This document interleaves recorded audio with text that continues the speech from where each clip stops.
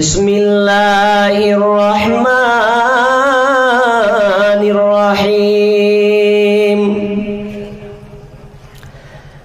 ইয়া আইয়ুহাল্লাযীনা আমানু ইন্না মিন আজওয়াজিকুম ওয়া আওলাদুকুম ওয়া আদুওয়াল লাকুম ফাহযারুহুম। আল্লাহ সুবহানাহু ওয়া তাআলা সূরা তাগাবুনের 14 নম্বর আয়াতে আল্লাহ বলেন, ইয়া আইয়ুহাল্লাযীনা আমানু, হে ঈমানদারেরা, হে ঈমানদারগণ, যারা আমার প্রতি ঈমান নিয়ে এসেছো, ইন্না মিন আজওয়াজিকুম ওয়া আওলাদুকুম, তোমাদের স্ত্রী এবং সন্তান সন্ততি, ছেলে মেয়ে, তোমাদের স্ত্রী, এই এক কথাই তোমার পরিবার। জান তোমাদের পরিবার হবে তোমাদের শত্রু। ওয়াদুওয়াল লাকুম, তোমাদের পরিবার কেউ কেউ হয়ে যাবে শত্রু। ফাহযারুহুম, শত্রু হবে। এই জন্য আমার আল্লাহ বলছেন তাদের কাছ থেকে তোমরা সাবধানতা অবলম্বন করো। সন্তান, ছেলে মেয়ে, বিবি, এক কথায় পরিবার, এদের মধ্যে কেউ না কেউ তোমার শত্রু হয়ে দাঁড়াবে। আবার অন্য জায়গায় আমার আল্লাহ বলেন, ওয়ালামু, তোমরা এটাও জেনে নাও, তোমাদের ছেলে মেয়ে সন্তান, আমি যে আল্লাহ তোমাদেরকে সন্তান দিয়েছি, ছেলে দিয়েছি, মেয়ে দিয়েছি, স্ত্রী দিয়েছি, এটা তোমাদের জন্য হচ্ছে সৌন্দর্য।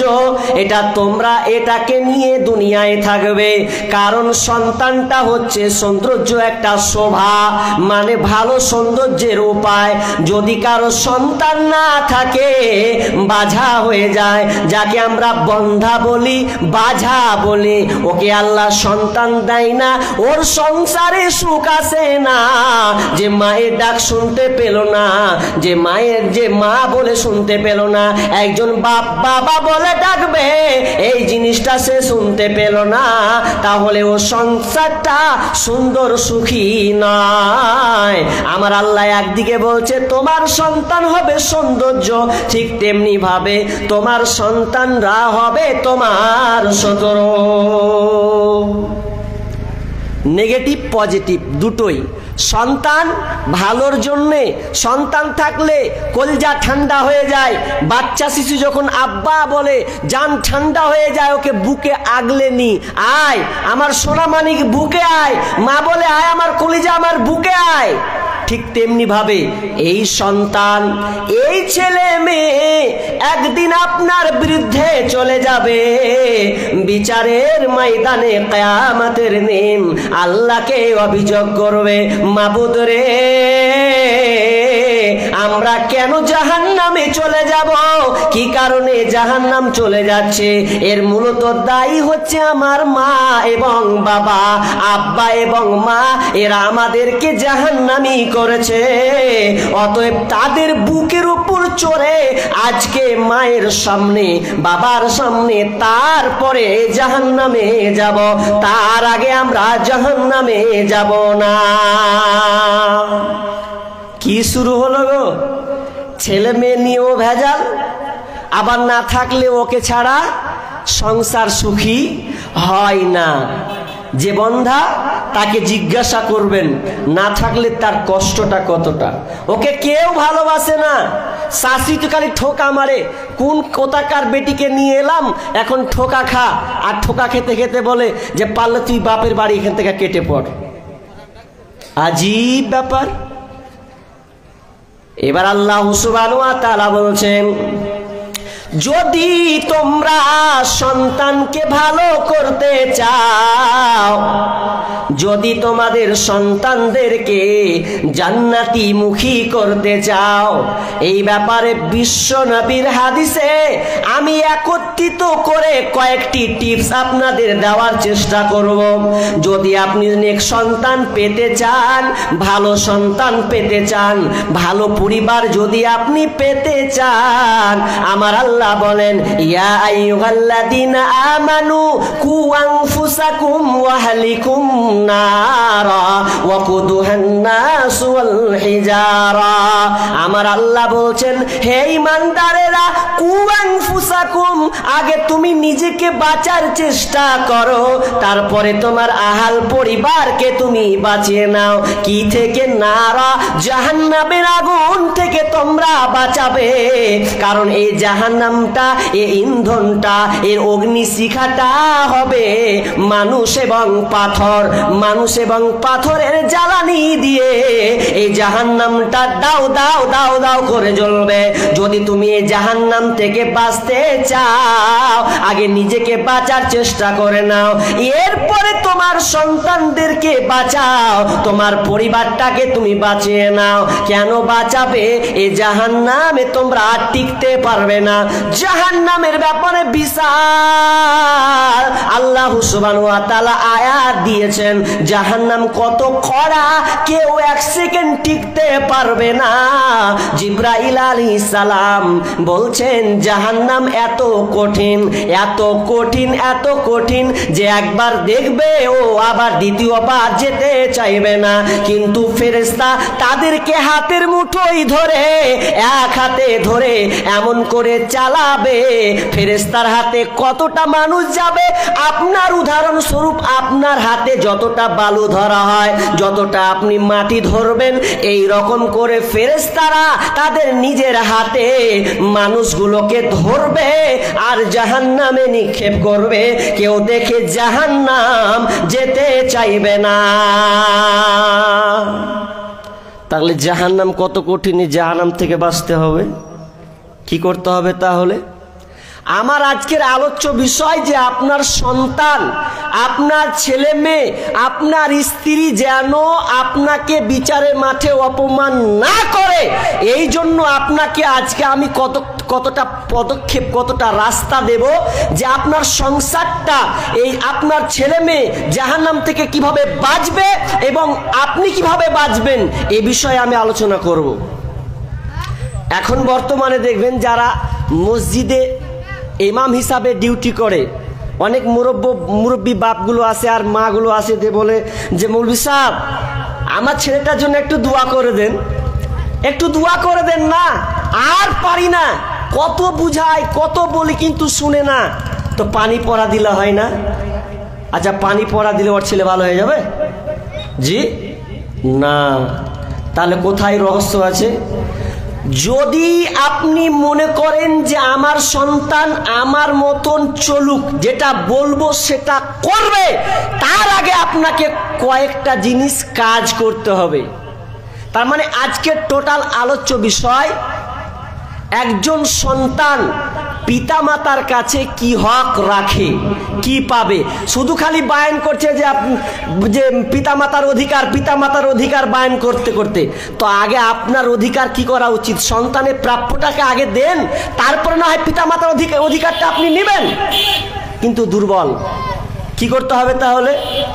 প্রথম যে কাজটা করতে হবে, বিশ্বনবী বলছেন যে একজন মা, প্রথম কাজ হচ্ছে একজন সতী, সৎ, নেক, আল্লাহ ওয়ালি মহিলা একজন মা নির্বাচন করতে হবে সন্তানের জন্য। প্রথম কাজ এটা আপনার। প্রথম কাজ হচ্ছে যে আপনি একজন সৎ মা নির্বাচন করবেন। কিন্তু আমরা কি নির্বাচন করি? বউ দেখতে সুন্দরী, নাকটা কত খাড়ো, তার জেনারেল শিক্ষা যোগ্যতা কতটা রয়েছে, এই জিনিসগুলো আমরা কি করি? চেষ্টা করি। অথচ বিশ্বনবী বলছেন যে তুমি একজন দিনদারি মহিলা নির্বাচন করো, দিনদারি মহিলা নির্বাচন করো। কারণ দিনদারি মহিলা পাওয়ার হক রাখে একজন সন্তান। কিন্তু আমরা দিনদারি মহিলা খুঁজি না, কি খুঁজি? বউ খুঁজার চেষ্টা করি যে বউটা দেখতে কত সুন্দর। অথচ বিশ্বনবী বলছেন তুনকাহুল মারআতু লিআরবাঈন, পুরুষের গতি হলো পুরুষ দেখে 4টা জিনিস। অনেকে হাদিসটা পড়তে গিয়ে অপব্যাখ্যা করে। এখানে বিশ্বনবী বলছেন না তোমরা 4টা জিনিস দেখো, বরং এখানে বলা হয়েছে যে বিবাহ করে ও 4টা জিনিস দেখে। ওর গতি হচ্ছে 4টা জিনিস দেখা, সেটা হচ্ছে লিমালিহা ওয়ালি হাসাবিহা ওয়ালি উজামালিহা ওয়ালি দিনিহা। এই 4টা জিনিস পুরুষরা দেখার চেষ্টা করে, কিন্তু বিশ্বনবী বলছেন তোমরা কি দেখবে? দিনটাকে প্রাধান্য দেবে। কার বংশ কতটা এটা দেখি, যদি কম থাকে অসুবিধা নাই, যদি ওর সৌন্দর্য কম থাকে অসুবিধা নাই, তার বংশটা কেমন আছে এটাও দেখার দরকার নাই। তবে যদি এই 3টা কমজোরি হয়ে যায়, কিন্তু একটা জিনিস যদি ঠিক থাকে, তার দিনদারিতা যদি থাকে, এই দিনদারি মহিলাকে তুমি প্রাধান্য দেবে, প্রাধান্য দেবে।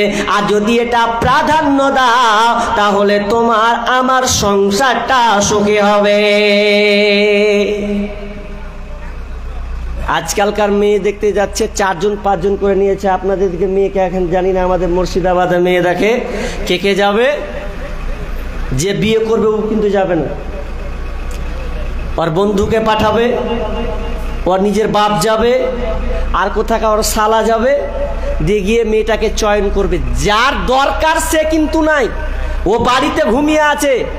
ওরা ঠিক করবে তো ঠিক আছে, আমার দরকার নেই। দিয়ে ওরা কি দেখছে? এমনও হচ্ছে আজকে বর্তমানে যে যেগুলো দেখা জায়েজ নয়, অথচ হাদিসে বলা হচ্ছে যে বিয়ে করবে সে যেন দেখে আসে, যে বিবাহ করবে সে যেন দেখে নেয়। আচ্ছা, আপনার যদি খিদা লাগে, আর আপনার সামনে যদি খাবার আসে, তো আপনি কি বাঁচতেই থাকবেন তোত করে? না, আপনার খিদাটাকে আগে মিটাবেন, যে কোনো জিনিস দিয়ে আগে মিটানোর চেষ্টা করবেন, ঠিক না? তো যে যার বিবাহ করার এখন ইচ্ছা হয়েছে, বিবাহ করবে, সে কিন্তু নেই, তো বিয়েটা কি তাড়াতাড়ি হয়? হয় না। দেখবেন আমাদের ওইদিকে 8টা 10টা করে খালি বউ দেখা হয়, 8টা 10টা করে 12টা পর্যন্ত হয়েছে। তার কারণ কি? যে বিবাহ করবে ও এখনো যায়নি, বাপ বলছে আমার এখনো চয়েস হয়নি। তো তুই বিয়ে করবি নাকি তোর চয়েস হবে? বাপ বলছে এখনো চয়েস হয়নি। আর বেটাও জ্বালা, আজ যে কুসংস্কার চলছে, গেলে বলবে যে কেমন বেটা তুই দেখতে চলে যাচ্ছিস। অথচ হাদিসে আছে যে বিবাহ করবে সে যেন দেখে নেই। যখন একটা মেয়ে ওর সামনে আসবে, চেহারা যেমনই হোক না কেন, ওর যখন সামনাসামনি একটা আকর্ষণ আসবে, তখন বলবে যে না, আমার মেয়েটা চয়েস হয়েছে। আর আল্লাহ রাসূল কি বলছেন? যে যে বিবাহ করবে, অনেক সাহাবী মেয়ে দেখেছেন, আল্লাহ রাসূল বলছেন তুমি মেয়ে দেখেছো? বলছেন না, খালি প্রস্তাব দিয়ে চলে এসেছি। আবু হুরায়রা বর্ণিত, তিনি বলছেন একজন লোক বলছে আমি একটা মহিলা মেয়ে দেখে এলাম, মানে মেয়ের বাড়িতে প্রস্তাব দিয়ে এলাম। আল্লাহ রাসূল বলছেন যে আচ্ছা তুমি মেয়েটাকে দেখেছো? বলছে না, দেখিনি। যাও আগে মেয়েটাকে দেখে এসো। ওই আনসারীদের মহিলা যারা, তাদের একটু চোখের সমস্যা আছে, দেখবে তো আগে তুমি দেখে নাও, তারপরে ঝামেলাটা মিটাও। আজকে সমস্যা কেন হয় বাড়িতে পরে জানেন? ও যখন দেখে না, কিছুদিন পর যখন ঝগড়া লাগছে, দেখো যে তোর ঠোঁট মোটা, তোকে বিয়ে করে আমি ভেজালে পড়ে গেছি। বলে না? বলে না? বলে তোর ঠোঁট মোটা, তোর নাকটা এরকম, দেখলে তোকে বিয়ে করতাম না। আজীব খারাপ। তো অথচ দেখতে বলা হচ্ছে, দেখো তারপরে বিবাহ করো, এটা হচ্ছে সুন্নাহ। এবার বিয়া সবাই করতে হলে এমন হলো যে বিয়ে করতে করতে করতে করতে আপনার যার দরকার সে পেল না। বন্ধু বলছে এই মেয়েটাকে ছাড়া যাবে না, বিয়েটা কি করে ভাঙতে হয় এটা আমাকে চেষ্টা করতে হবে।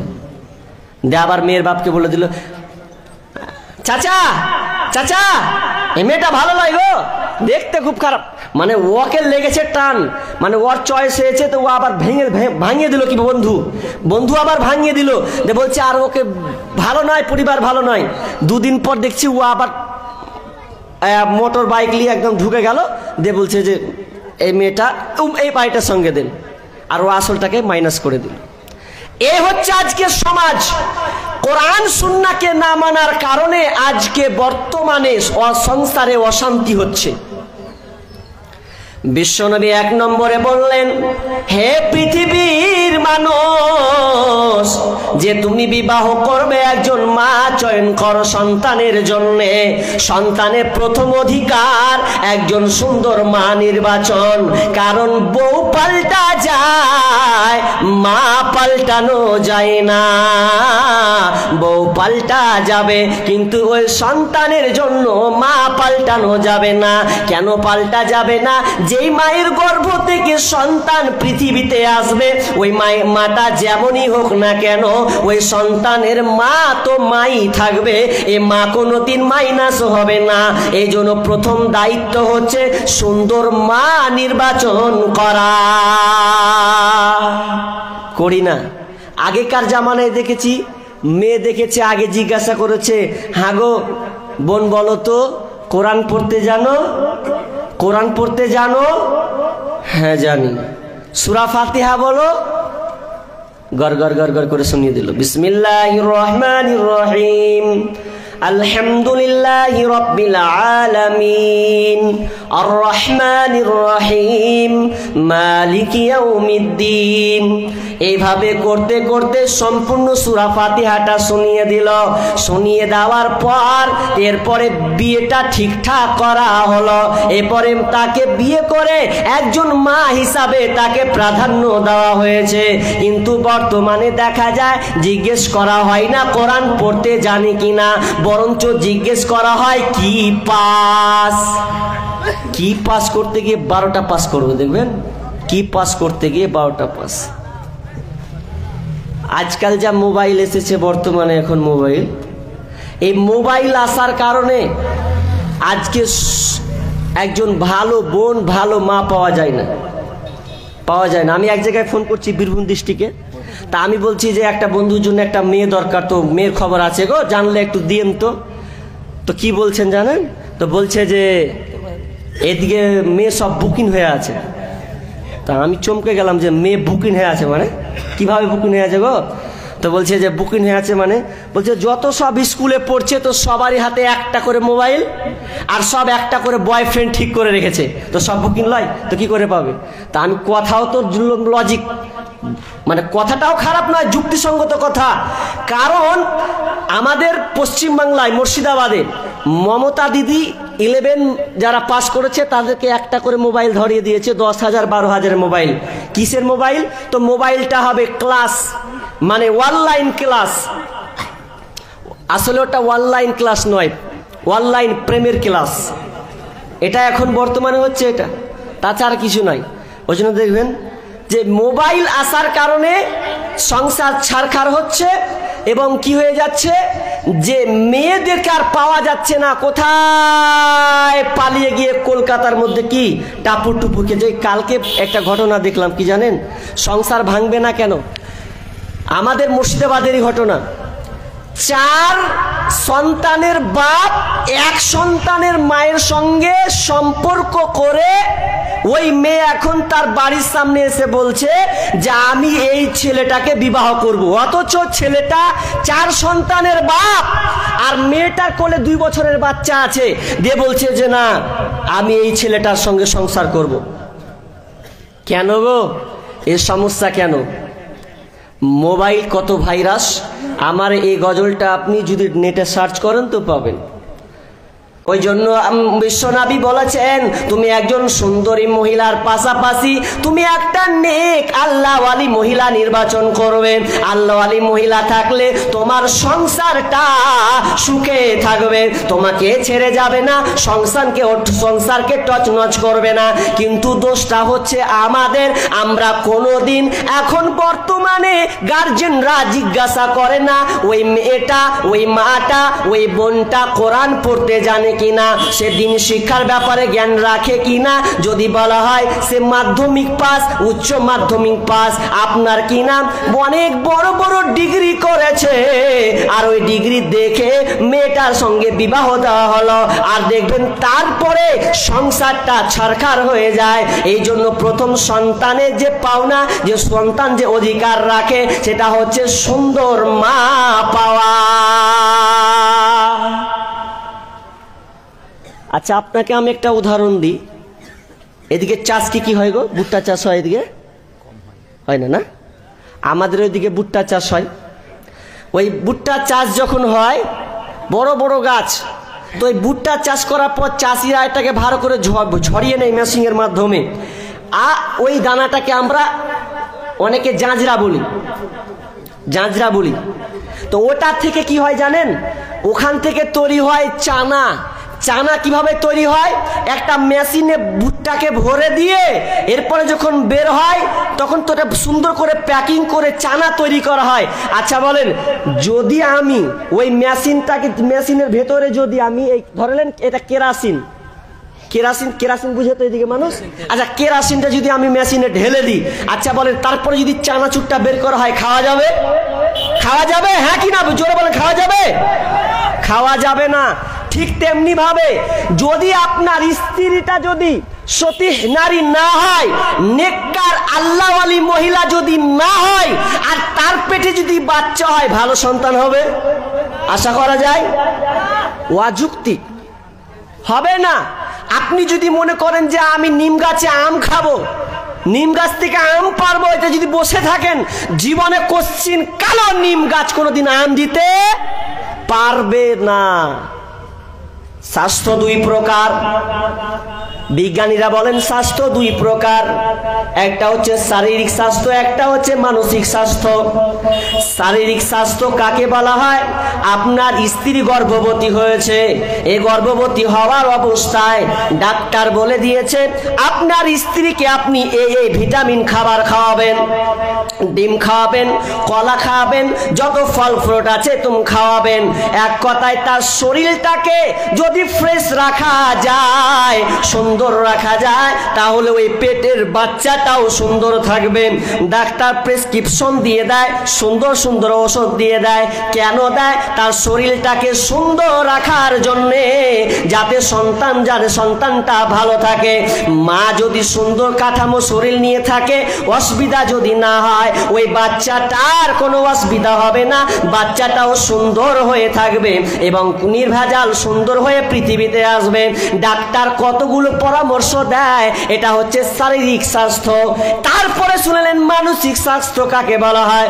মানসিক স্বাস্থ্য বলা হয় মায়ের চলা ফিরা, আখলাক আচরণ, তার চলা ফিরার গতি যেমন থাকবে। অর্থাৎ মানসিক স্বাস্থ্য বলতে একজন মা যেমন থাকবে, যেমন নামাজ পড়বে, যেমন কোরআন তেলাওয়াত করবে, মুখ দিয়ে সুন্দর সুন্দর মিষ্ট মিষ্ট কথা বের করবে, ওই প্রভাবটা বাচ্চার ভেতরে আসবে। মা যেমন ধরন করবে রে, ওই বাচ্চাটাও সেই রকম ধরন করবে। যদি মা ভালো হয় তো সন্তান ভালো হবে।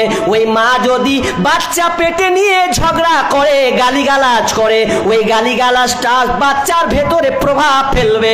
তখন বাচ্চা পৃথিবীতে যখন আসবে, তখন বাচ্চাটা ওই তাড়াতাড়ি গালি দেওয়া শুরু করবে। যদি মা কোরআন পড়নেওয়ালি হয়, তো বাচ্চাটাও যখন পৃথিবীতে আসবে, তো তার জন্য কোরআনটা সহজ হয়ে যাবে। কিছুদিনের ঘটনা আমাদের এই লালগোলাতে, একজন মেয়ে, তার বয়স কিংবা 13 কিংবা 14 হবে, এইরকম একটা বয়সের মেয়ে মাত্র 5 মাসে কোরআন হেফজ করেছে। মাত্র 5 মাস। আমাদের পরেই পাশেই এই লালগোলা একজন মেয়ে, যার নাম হচ্ছে সুমাইয়া। ওই মেয়েটা মাত্র 5 মাসে সম্পূর্ণ কোরআনকে তার বুকের সিনার মধ্যে ঢুকিয়ে নিয়েছে। কেন গো? এটা কি করে সম্ভব? সম্ভব হবে বাপ মা যদি সচ্চরিত্রবান হয়, তাহলে সেই সচ্চরিত্রবান সন্তান কি হবে? পৃথিবীতে আসবে। আর যদি মা সিরিয়াল দেখতে ব্যস্ত থাকে, আপনাদেরকে সিরিয়াল দেখে সিরিয়াল আমাদের তো ধুমধারাক্কা সিরিয়াল এমন ভাবে দেখে যে যদি ছুটে যায়, ও কাজা না করা পর্যন্ত ও ছাড়বে না। সকাল হবে কাজ আদায় করবে, ও তুই জোয়াতি হোক, ভোর হলে আর টাইম হলে ঝ্যাটা তো যা আছে বাদি থাক, আগে ছুটেছে কোনটা ওটা আগে পূরণ করতে হবে, কাজ আদায় করতে হবে। নামাজ কাজা লজি ভাই, ওই সিরিয়াল কাজ আদায় করবে, মানে কোনটা ছুটে গেছে। স্বামী যদি বলছে যে রহিমার মা 1 গিলাস পানি দাও, বলছে দাঁড়াও একটু বসো, আগে আর 5 মিনিট আছে, সিনটা খুব খাতার না, তাকে ছাড়া যাবে না, তোমাকে পানি দিলে আমার এই সিনটা ছুটে যাবে, পরে দেখতে পাবো কি না পাবো কে জানে। তা আবার একটু পর বলছে দে না রে, দাঁড়াও না জি আর 2-3 মিনিট আছে দিছি। বেচারি মাঠ থেকে চাষ করে এসেছে, ওর পানি তৃষ্ণা লেগেছে, গরমের সময় পানি দিবি তো তা না, বলছে আবার যখন বলছে আরে তৃষ্ণা লেগেছে পানিটা দে, তো তৃষ্ণা লেগে তো খুলে খুলে খেতে পারো না, ঢেলে খেলাও গা। আমার এক নিচে ছুটে গেছে। আজীব ব্যাপার, সিরিয়াল বর্তমানে এমন হয়েছে যে ওরা কাজা করবে এবং তারা যতক্ষণ পর্যন্ত কমপ্লিট না করবে ওর পাঠ, ততক্ষণ পর্যন্ত ওর চুলাতে ওই আগুন জ্বলবে না। এই স্টার জলসা দেখতে দেখতে মানুষ আজকে সংসারকে ছারখার করে দিয়েছে, সংসারকে এমন করে ছারখার করেছে। আর দ্বিতীয়বার ওই মহিলাটাকে ডাকলে পাওয়া যায় না। মেয়ে তখন বলে এর সংসার করব না, আমি একটা অন্য ছেলেকে চয়েস করেছি, পছন্দ করেছি, ওর সঙ্গে আমি থেকে যাব। শুধু তাই নয়, এই সিরিয়াল বর্তমানে মা বোনদের সংসার, স্বামী স্ত্রী এবং বউ শাশুড়ির সঙ্গে ঝামেলা সৃষ্টি করেছে। ঝামেলা করতে করতে করতে এমনও হয়েছে পাখি জামা, দেখ পাখি জামা নেওয়ার জন্য কত বাপের কাছ থেকে পাখি জামা আবদার করেছে, বাপ কিনে দেয়নি, ওই বোনটা আত্মহত্যা করে মারা গিয়েছে। এই রকম ঘটনা অনেক সময় হয়েছে। তো বর্তমানে এই ঘটনা হওয়ার কারণটা হচ্ছে শুনেলেন, প্রথম কাজ হচ্ছে সুন্দর মা না দেওয়া, সুন্দর মা নির্বাচন না করার কারণে আজকে আমাদের সমস্যাটা হয়েছে। তাহলে সন্তান প্রথম নম্বর কি পাবে? সুন্দর মা। কি পাবে গো? সুন্দর মা। আগে মা চয়ন করুন। আপনি এই ধান্দায় থাকিয়ে না যে আমার স্ত্রী কত সুন্দর হবে এটা নিয়ে আমি চয়ন করবো, এই ধান্দায় থাকিয়েন না। কারণ পৃথিবীতে একটা সন্তান আসবে, আপনার ছেলে আসবে, আপনার মেয়ে আসবে, আপনার ভবিষ্যৎ উজ্জ্বল করবে। এই জন্য সুন্দর মা চয়ন করুন। চয়ন করতে গেলে আপনি ছেলে মেয়ে সুন্দর পাবেন। একটা শর্টকাটে বললাম, 1 নাম্বার কেটে দিলাম। নাম্বার 2 নম্বরটা হচ্ছে আপনি বিয়ে করলেন, সুন্নাহ মোতাবেক বিয়ে করে আসলেন, বাড়িতে নিয়ে আসলেন, বাসর ঘর আপনি ঢুকবেন, সেই সময় যে প্রথম যে ইম্পর্টেন্ট কাজটা করতে হবে, আপনি মাথায় হাত দিয়ে তার জন্য দোয়া করবেন। এরপরে আপনি কি করবেন? 2 রাকাত সালাত আদায় করবেন। তারপরে আপনি আবার যখন মিলনে চলে যাবেন, সবচাইতে গুরুত্বপূর্ণ কথা বিশ্বনবী এটা শিখিয়ে দিয়েছেন, বিসমিল্লাহি আল্লাহুম্মা জান্নিবনাশ শাইতানা ওয়া জান্নিবিশ শাইতানা মা রাযাকতানা। তিনি এই দোয়াটা শিখিয়ে দিচ্ছেন। কেন শিখিয়ে দিয়েছেন? আমার বিশ্বনবী বলছেন, যখন তোমরা মিলনে যাবে, এই মিলনের কারণে তোমার স্ত্রীর পেট থেকে সুন্দর সন্তান আসবে।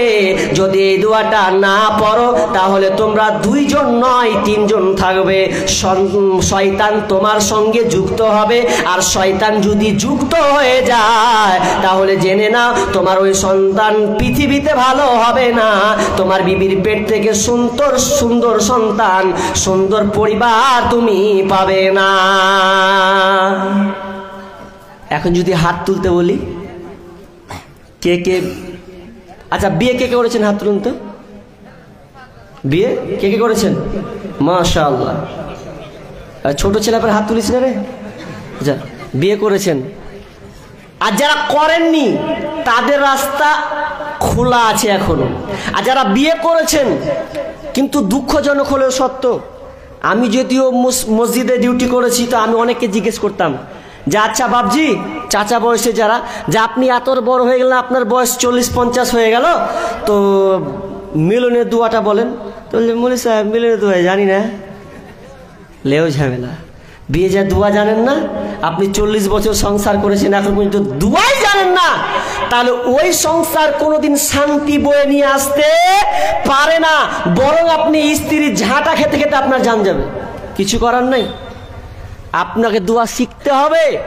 অনুরোধ থাকলো, ছোট্ট দোয়া যারা আলেম রেখেছেন, মৌলবী রেখেছেন, তাদের কাছ থেকে এই দোয়াটা শিখে নেবেন। এই দোয়া শিখতেই হবে। নহলে আপনি ভালো সন্তান পৃথিবীতে পাবেন না। এটাও আমি কেটে দিলাম সংক্ষেপে 2। তাহলে একটা ভালো সুন্দর মা চয়ন করা। তার দ্বিতীয় নম্বর হচ্ছে কি, যে বিয়ে করার পরে বাসর ঘরের মিলনের যে দোয়াটা ইম্পর্টেন্ট, ভেরি ভেরি ইম্পর্টেন্ট, এই দোয়াটা আপনাকে মুখস্থ করতে হবে। নাম্বার 3, পৃথিবীতে সন্তান আসতে গেলে, সন্তান যখন পৃথিবীতে আসবে তখন তার ডান কানে আজান দাও, বাম কাতে একামত। এটাও হাদিস আছে, কিন্তু ডান কানে আজান, বাম কানে একামত, এই হাদিসটা কিন্তু ঠিক নয়। শুধুমাত্র ডান কানে আজান দেবেন। কেমন আজান? চিল্লাবেন নাকি আল্লাহু আকবার? জি না, ওই বাচ্চাটার কানে আস্তে আস্তে করে সম্পূর্ণ আপনি আজানটা দিয়ে দেবেন। কিন্তু এখন বর্তমানে দেখবেন আজকার সন্তান বাড়িতে হয় না, কোথায় হয়? তো হসপিটালে হয়। হসপিটালে যখন হয়, আমি তালাশ করে তদন্ত করে আমি বলছি, প্রায় পরিবার মুসলমানের ঘরে জন্ম নিয়ে বাচ্চার কানে আজান কিন্তু দেয় না। এটা আমার তদন্ত বলছি, আমার পাশে হসপিটাল, আমার বাড়ির পাশে হসপিটাল। আমি মাঝে মধ্যে ঘুরতে যাই, একটু করে দেখে আসি যে কার কেমন কি অবস্থা, আমি দেখে আসি। তো যটা ডেলিভারি হয়, তো আমার তদন্ত অনুযায়ী আমি দেখেছি বাচ্চার কানে আজান দেয় না। দিবে কি করে? দিবে কিভাবে? ডাক্তার যখন যেটা বলছে ওটাই শুনছে। কিন্তু যতই ডাক্তার বলুক, আপনার কাজ হচ্ছে বাচ্চার কানে আজান দেওয়া, তাওহীদ তার কানে পৌঁছে দেওয়া, আল্লাহর একত্ববাদ তার কানে পৌঁছে দেওয়া। আপনি যখন তার কানে একত্ববাদের ঘোষণা দিয়ে দেবেন, আল্লাহর পরিচয় কথা বলবেন, ওই সন্তান পৃথিবীতে বড় হয়ে তার ওই ধ্বনিটা উপলব্ধি করবে যে আমাকেই দেওয়া হয়েছিল, কানে আওয়াজ ধ্বনিটা দেওয়া হয়েছিল। দেওয়া হয় না। আজকে বর্তমানে এই আজানটা প্রায় বিলুপ্ত হয়েছে। আর যখনই এগুলো বিলুপ্ত হবে, জানবেন আর ভালো সন্তান পৃথিবীতে পাওয়া যাবে না। খুন খারাপি, মারামারি, হানাহানি, ধর্ষণ, খুন, ডাকাতি 3 দিন বেড়ে চলে যাবে। বাড়ছেও তাই, বাড়ে না ভাই? কোথায় যাবেন আপনি? আগে মানুষ বাঘ ভাল্লুককে দেখে ভয় করেছে, যেখানে যাবো তো এখানে ভূত আছে, ভূত বলে কিছু নেই, তা বলে যে ভূত আছে। কিন্তু এখন ভূতকে দেখে কেউ ভয় করে না, আর বাঘ ভাল্লুককে দেখে ভয় করে না। ভয় করে তো মানুষকে দেখেই ভয় করে, যে ওখানে গেলে আমার আত্মসাৎ করবে, আমাকে ছিনিয়ে নেবে। কেন হচ্ছে এটা? তাহলে কি করতে হবে? বাচ্চার কানে আজান দিবেন। নাম্বার 4, বাচ্চা যখন পৃথিবীতে ভূমিষ্ঠ হবে, বিশ্বনবী বলছেন একটা বাচ্চা আকিকার সাথে সম্পৃক্ত থাকে কেমন? যে তার জন্য তাকে একটা পশু জবাই করতে হবে। 7 দিনের দিন আকিকা দিবেন। আমার এদিকে, আপনাদের দিকে কেমন জানি না, এখন মাশাআল্লাহ মানুষ আমল করতে শিখেছে। আগে দেয়নি, অর্থ সম্পদ আছে, এরপরে ও 1 মাস পর, কে বলে দিয়েছে 14 দিন পর, কে বলে দিয়েছে 21 দিন পর, কোনো সমস্যা নাই। তো আপনার 7 দিনের দিলে কি সমস্যা আছে? 7 দিনের দিন দিলে তোমার কি সমস্যা, এটা আমাকে বুঝাও আগে। 21 দিন 14 দিন এটা আপনি পরে আপাতত পেন্ডিংয়ে রাখেন। আপনার 7 দিনের দিকে সমস্যাটা কি, এটা আপনি আমাকে বলেন। তো মৌলভী সাহেব, অভাব তোমার যদি একখানটা হাত ভাঙে তো কুন্ডি থেকে তুমি 10,000 টাকা জড়ো করবা, তুমি উকাত পাবে না। জড়ো করি আগে 10,000 হাত ফিরে পাবো না আমি, তখন ঠিক 10,000 টাকা বেরিয়ে যায়। কিন্তু সুন্নাহ হচ্ছে 7 দিনের দিন আকিকা করা, অথচ আমরা এটাকে এড়িয়ে চলছি। জি না, তাড়াতাড়ি চেষ্টা করবেন। 7ম দিন যখন 7 দিনের দিন হবে, তখন আপনি ছেলের জন্য 2টি পশু কুরবানি করবেন। কি? বকরি, ছাগল, ভেড়া, গরু কিন্তু নয়, উট কিন্তু নয়, এগুলো নয়। আপনাকে ছাগল, ভেড়া, দুম্বা, যে আমরা বকরি বলি আমাদের এদেশে, সেগুলো আপনি দিবেন। ছেলের জন্য 2টি, মেয়েদের জন্য 1টি। ব্যাস, ক্লিয়ার হয়ে গেল। এরপরে আপনি সুন্দর নাম রাখবেন। নাম একটা সন্তানের সুন্দর দেখে আপনি নাম রাখবেন। কিন্তু আজকালকার সুন্দর নাম রাখছি কোথায়? নাম কি লিখেছেন? বলছে মিল্টন। তোমার বেটার নাম কি? মিল্টন। বাহ, খুব সুন্দর নাম তো। আসছেন এদিকে নাম আছে এরকম, মিল্টন, সেন্টু, পেন্টু, রিন্টু, এগুলো নাম আছে গো। এগুলো নাম রাখেন না, এগুলো নাম রাখেন না, ভালো নাম রাখেন। কারণ আল্লাহ তাআলা কিয়ামতের দিন বান্দার নাম ধরে ডাকবে। যদি আপনার নাম হয় আব্দুর রহমান, আল্লাহ বলবেন আব্দুর রহমান। ওই আল্লাহ যদি বলে পিন্টু, কেমন লাগবে গো? আরে ভালো নাম রাখেন, সুন্দর নাম। আজকালকার নাম রাখছে তো ঢুঁড়ে পাওয়া যায় না। একজনের নাম রাখছে কি জানেন? Brain sir. কি নাম? Brain sir. তো তাজ্জব নাম, শুনুনি ব্রেন স্যার নাম। তো ও যখন জিজ্ঞাসা করছে একজন, যা তোমার ছেলের নাম কি? বলছে ব্রেন স্যার। তো জীবনে এরকম নাম শুনেনি।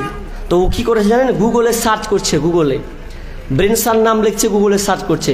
তো সার্চ করতে করতে করতে করতে এর অর্থ বের হচ্ছে যে ব্রেন স্যার কাকে বলা হয়। তো যখন সার্চ করছে তখন দেখছে নাম হচ্ছে যে আমেরিকান একজন ব্যক্তির কুকুর ছিল, ও কুকুরটার নাম হচ্ছে ব্রেন স্যার, নাম রেখেছে ব্রেন স্যার। ও কোথা থেকে দেখলো? ব্রেন স্যার রেখে দিয়েছে। তো নামটা ভালো হলো, নাম ব্রেন স্যার। আপনি আলেমের কাছ থেকে জেনে নাম রাখবেন, খালি কোরআনে থাকলে নাম হয় না। একজনের কোরআনে আছে কুফরা, তো নাম রেখে দিয়েছে কুফরা। তো কুফরা মানে কি রে ভাই? কুফরা মানে কাফের। তা আপনার সন্তান কাফের নাকি? আরবি নাম রেখে দিয়েছে। শুধু আরবি নাম রাখলে হবে না, আলেমের কাছে অর্থ জানবেন, দিয়ে বলবেন যে অর্থটা কি দিয়ে রাখবো, রাখবেন। তাহলে সুন্দর নাম রাখতে হবে।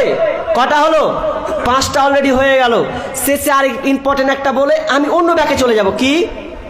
নাম্বার 6, আপনার সন্তান যখন বড় হবে, আস্তে আস্তে আস্তে তার বয়স আপনি 7 বছর হয়ে যাবে। যখন 7 বছর হয়ে যাবে, তাকে আপনি নামাজের ট্রেনিং দেবেন। নামাজের ট্রেনিং দিতে দিতে যদি 3 বছর ট্রেনিং দেওয়ার পর যদি ও নামাজে না যায়, বিশ্বনবী বলছেন ওয়াজিবুহুম আলাইহা, তাহলে তাকে প্রহার করো, তাকে মারো। কিন্তু আমি হাদিসটা নিজেকে অনুধাবন করেছি। যদি একজন বাপ, যদি একজন মা ওই সন্তানকে যদি 3 বছর ধরে ট্রেনিং দেয়, 3 মাস ধরে বলে বেটা নামাজে যা, ওরে বেটা নামাজে যা, ওরে আমার কন্যা সন্তান নামাজটা আগে পড়, তারপরে তুই খাওয়া দাওয়া কর। যদি কোনো মানুষ এই 3 বছর টার্গেট করে, তো দেখা যাবে ওই সন্তানটা ঠিক সে নামাজ ধরে নেবে, মারতে আর হবে না।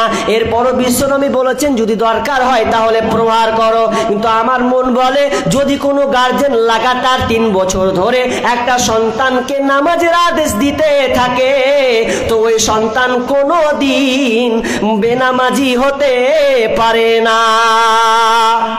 সন্তানকে শিক্ষা দিতে হবে।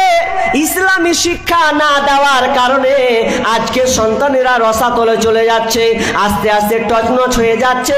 বাপকে প্রাধান্য দেয় না, মাকে প্রাধান্য দেয় না। স্কুল কিন্তু দিনী শিক্ষা নয়।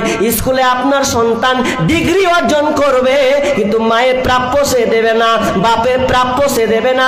আপনি কাঁদবেন আর আল্লাহকে বলবেন, আল্লাহ কেন আমার সন্তান কথা শুনে না? কোনোদিন আপনার সন্তান কথা শুনবে না।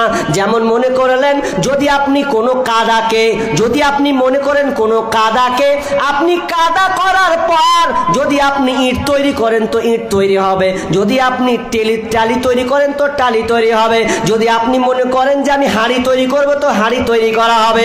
আর যত ভাঙবেন গড়বেন, ভাঙবেন গড়বেন। কিন্তু যদি ওই বাচ্চা ওই কাদাটিকে আপনি ইট করার পর যদি পুড়িয়ে দেন, জ্বালিয়ে দেন, তো আর এরপরে কোনো হাঁড়ি তৈরি করা হবে না, টালিও তৈরি করা হবে না। ঠিক তেমনি ভাবে যদি আপনার ওই সন্তানটা 10-এর উপরে পদার্পণ করে দেয়, 11-12 বয়সের সন্তান হয়, তাহলে ওই সন্তানকে আপনি যতই বলেন, যতই প্রহার করেন, ও আপনার কথা শুনবে না, শুনবে না। ভালো শিক্ষা দিতে হবে। একজন লোক উমর রাদিয়াল্লাহু তাআলা আনহুকে অভিযোগ করছেন, নালিশ জানিয়েছেন। কি জানেন? হাদিসটা যদিও জয়ীফ, কিন্তু এখানে শিক্ষা আছে। কি বলছে? আমিরুল মুমিনিন খলিফাতুল মুসলিমিন, হে উমর, আমি আপনার কাছে বিচার নিয়ে এসেছি সন্তানের জন্যে। সন্তান আমার খুব বদমাশ হয়ে গেছে, খারাপ হয়ে গেছে, আমি বিচার নিয়ে এসেছি। অতএব বিচারের ফায়সালাটা আপনি করে দেন। কি বিচার? বলছে আমার সন্তান আজকে আমাকে প্রহার করেছে, মেরেছে, মারধর করেছে। আমার সন্তান আমার কথা শুনে না রে, আমাকে আজকে মেরেছে। এই জন্য আপনি নালিশ আপনার কাছে নিয়ে এসেছি, অভিযোগ নিয়ে এসেছি। আপনি এই বিচারটা আমাদের করে দেন। ছেলে বলছে বারে আমার উপরে নালিশ। সন্তানকে ডাকা হলো। সন্তানকে ডাকার পর আমিরুল মুমিন জিজ্ঞাসা করেছেন, হে ছেলে বলো তো, কেন তুমি তোমার মাকে আজকে প্রহার করেছো, কেন তুমি মেরেছো বলো। তখন ওই সন্তানটা বলছে, আমিরুল মুমিনিন, আমার ফাইসালা করার আগে, আমার বিচার করার আগে আমি আপনাকে কয়েকটা প্রশ্ন করব। আচ্ছা বলেন তো, একজন সন্তান পিতামাতার কাছে কি হক রাখে, কি দাবি রাখে? একজন সন্তান পিতামাতার কাছে কি পাবে, এটা আপনি আমাকে একটু বলে দেন।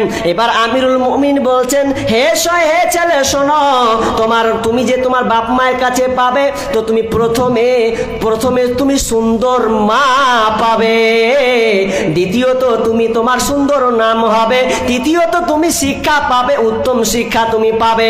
এবার ওই ছেলেটা বলছে, আমিরুল মুমিনিন, এবার আপনি শুনেলেন, আপনি যে বললেন যে সুন্দর মা পাবো, কিন্তু আমার প্রথম নম্বরে তো এই ভুল আছে। কি ভুল? আমি সুন্দর মা পাইনি, আমাকে সুন্দর মা নির্বাচন করে দেওয়া হয়নি। আমার আব্বা যে দাসীটা যাকে বিয়ে করেছে, সে হচ্ছে একজন দাসী, দাসীর সঙ্গে সম্পর্ক করেছে, এরপরে আমার জন্ম হয়েছে। তো কি করে যদি সুন্দর মা না পায়, তো আমার হককে নষ্ট করেছে। দ্বিতীয় নম্বর শুনেলেন, আপনি বললেন সুন্দর নাম রাখবে, কিন্তু আমার নাম তো সুন্দর রাখেনি, আমার নাম ভালো দেখে রাখেনি, আমার নাম রেখেছে হাফান। আমার নাম রেখেছে হাফান, আর হাফান মানে হচ্ছে চামাচিকা। চামাচিকা যেটা আঁধারে উড়ে বেড়ায়, রাত্রের আলোতে উড়ে বেড়ায়। তো ওই গুণটা, ওই স্বভাবটা আমার অন্তরে আছে, আমার মধ্যে বিরাজ করেছে। আমি কখনো আদাস মনতন হয়ে যায়, আমার ব্রেনটা, আমার মনটা ছলমল হয়ে যায়, তো আমি নিজেকে কন্ট্রোল করতে পারি না, মাকে আমি প্রহার করেছি। নাম্বার 3 নম্বর হচ্ছে সুন্দর শিক্ষা দেওয়া। সুন্দর শিক্ষাটা কি? যে এমন সুন্দর শিক্ষা দেবে যে শিক্ষা শিখতে গেলে সন্তান একজন মায়ের সম্মান দেবে, বাপের সম্মান দিতে শিখবে। সুন্দর শিক্ষা কোথায় দিয়েছি আমরা? আজকে তো দেখবেন কজন আমরা, আগের মা বোন মক্তবে পাঠিয়েছে সন্তানদেরকে, যা বেটা কায়দা বই ধর, আম্মা পাড়া ধর, যা 1 ঘন্টা টিউশনি করায়, 1 ঘন্টা মক্তবে যা, মৌলভীর কাছ থেকে শিখায়। এখন এটা আর দেওয়া হয় না। সকালে প্রাইভেট, বিকালে প্রাইভেট, সন্ধ্যার পরে প্রাইভেটে ওকে ভর্তি করে দিয়েছে। কখনো আরবি শিখবে? আজকালকে আরবি দিয়ে প্রাধান্য হয় না। দেখবেন এখন প্রায় কমে গেছে, কোরআন নেই। কোরআন তো উর্দু মানে হাতে তুলে দূরের কথা, দেওয়া তো দূরের কথা, এখনকার সন্তানের 10 বছর 8-12 বছর হচ্ছে বিড়ি ধরছে। বিড়ি কি হচ্ছে? হাতে বিড়ি ধরবে না কেন? আপনি একজন বাপ হিসাবে আপনি সন্তানের সামনে বিড়ি পান করছেন, বিড়ি খাচ্ছেন। আপনার সন্তানটা 7 বছর 8 বছরের বাচ্চা দেখছে যে আমার বাপ বিড়ি খাচ্ছে, আর আপনি যে ওর সামনে আপনি খাচ্ছেন। ওই সন্তানটা মনে মনে বলছে, আব্বা রোজই বিড়ি খেয়েছে, মুখে আগুন ধরেছে আর পাছা দিয়া টানছে, হ্যাঁ, তো আব্বা কি স্বাদ পায়, আর আমাকে আগুন আনতে বলছে। যে শফিক জ্বালিয়ে আয়, বেরিয়ে আর ডেসালাই লিয়াই, লিয়ে আসছে, আর মনে মনে বলছে যে আমার আব্বা কি এমন স্বাদ পায় যে রোজই টানে বিড়ি, তো আমাকে একবার টেনে দেখতে হবে। ও মনে মনে বলছে যে আমাকে একবার টেনে দেখতে হবে। ও যখন টেনে দেখতে হবে বলছে, তো টেনে কি আর বাপের সামনে দেখবে? তো বলছে বাপ খালি যাক আর মা খালি একটু ঘুরতে যাক, তারপর দেখছি। তখন ও ধরে নিলে, একদম দুয়ার দরজা লাগিয়ে দিলে, তা বলছে কিভাবে আব্বা ধরালছে তো আমি তো জানি। পাছা দিকে মুখ, মুখের দিকে আগুন, ফাঁকাম করে ধরিয়ে টেনে, ভালো টেস্টিং তো, আব্বা কি স্বাদে টানছে, ধোঁয়া ছাড়ছে, তো আমাকে তো কেমন কেমন মনে স্টাইল, এটা ভালোই। ওই সন্তানটা আস্তে আস্তে আস্তে আস্তে আস্তে আস্তে বিড়ি ধরে নিল। আর আপনি ঠেকাতে পারবেন? আপনি আপনার ক্ষমতা আছে, আপনি পারবেন যে এই বেরি কেন খাচ্ছিস, আরে গাধা তুই তো নিজেই খাচ্ছিস। একজন বাপ যদি খায় আর বেটাকে বলে যে বিড়ি খাস না, তো বলবে বাপু মনে মনে, বাপু তুমি তো চালাও, তো আমি কি বন্ধ করি, আমিও টানি একটু করে বিড়ি। এই শিক্ষা দিচ্ছেন আপনি, কোরআনী শিক্ষা সন্তানকে দেননি বিধায় আজকে তারা বাপ মাকে শ্রদ্ধা দিতেছেন। আপনাকে একটা বিশাল একটা ঘটনা বলি, শিক্ষালেন ঘটনা থেকে। একজন কলেজের প্রফেসর, এই কলেজের প্রফেসর কাঁদছে আর মিডিয়ার সামনে বলছে যে আমার তিনটা সন্তানকে বিশাল উচ্চ পদে পড়াশোনা করেছি। একজন থাকে আমেরিকায়, একজন থাকে ইংল্যান্ডে, আর আরেকজন কোথায় বললো জানি, ছোট বেটা। তো তিনটা সন্তান, কোনো বেটা বাপের কথা শুনে না, বড়ও লয় মেজও লয়। ছোট যে আছে ও আবার লক করে বিয়ে করে নিয়েছে। বিয়ে যখন করে নিয়েছে তো বলছে বেটা বিয়ে তো যা করেছিস তো আমাকে একটু ঘরে আমাকে একাই কিনে ফেলছিস। বলছে তোমাকে নেওয়া হবে না, তুমি ওই যেখানে আছো ওখানেই থাকো। আফসোস করছে আর কাঁদছে যে আমি আমার সন্তানদেরকে সুশিক্ষা দিতে পারিনি।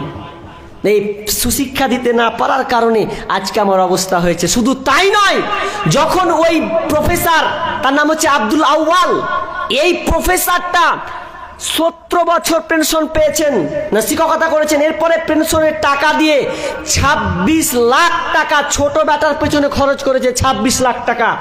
এরপরে ওই ছোট বেটা বলছে আমি তোমাকে চিনি না, তুমি থাকো তোমার কাছে। আফসোস হবে না? আপনার সন্তানকে আপনি সুশিক্ষা করে তুলেছেন, কই? আপনি চাচ্ছেন আপনার ইংলিশ মিডিয়ামে পড়বে, আর ইংলিশ মিডিয়ামে পড়তে গেলে আপনার সংসারে 12টা বাজাবে। আমি বলছি না আপনার সন্তানকে মাস্টার করেন, আমি বলছি না ডাক্তার করেন। আপনার সন্তানকে আপনি মাস্টার করুন, ইঞ্জিনিয়ার করুন, উকিল করুন, ব্যারিস্টার করুন, যাই করুন, কিন্তু আপনার সন্তানকে আগে আপনি কোরআন শিক্ষা দেন। কোরআন যদি আপনার সন্তানের থাকে তাহলে আপনার বাবা মায়ের তারতম্য করতে শিখবে, বাপ মাকে ভালোবাসতে শিখবে। কিন্তু আজকে বাপ মাকে ভালোবাসে না, তার কারণ সুশিক্ষা না দেওয়ার কারণে। কটা বললাম? কয়েকটি বলে দিলাম শিক্ষা। তাহলে এই কয়েকটি 6টা পয়েন্ট আমি আপনাদের সামনে বললাম, এই 6টা পয়েন্ট করলাম, এই 6টা পয়েন্ট দিতে হবে। তারপরে আমি আরেকটা গুরুত্বপূর্ণ ছেড়ে দিয়েছি, সেটা হচ্ছে এই যে আপনি দোয়া যখন করেছিলেন তখন আপনি আল্লাহর কাছে কি দোয়া করেছিলেন? আপনি কি বলেছিলেন? রব্বি হাবলি মিনাস সালিহিন, আল্লাহ তুমি আমাকে নেক সন্তান দান করো। চেয়েছিলেন এটা? আজকাল চাই না। একটা বেটা দিলি হয়, একটা বেটি দিলি হয়, কিন্তু বলে না যে নেক সন্তান।